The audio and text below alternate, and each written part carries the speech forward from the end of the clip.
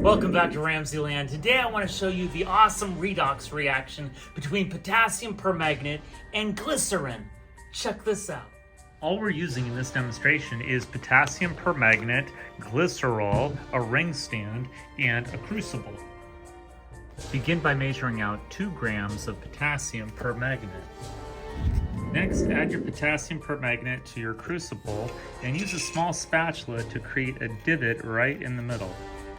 Now you're ready to add just a few drops of glycerol to the center of your potassium permanganate.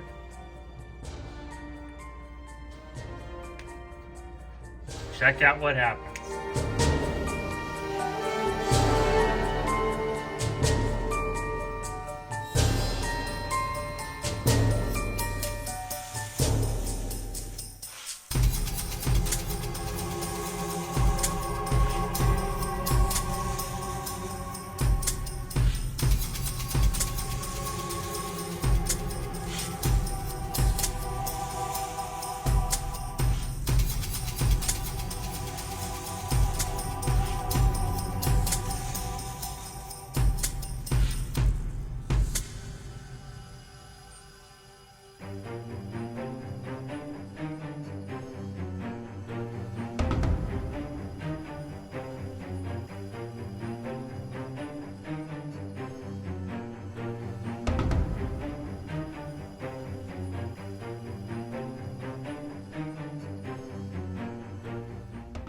Here's the balanced equation for this awesome redox reaction. We start with the reactants potassium permanganate and glycerol.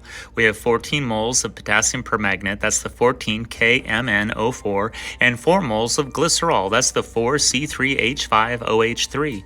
When those combine, they create the products potassium carbonate, manganese 3 oxide, carbon dioxide, and water.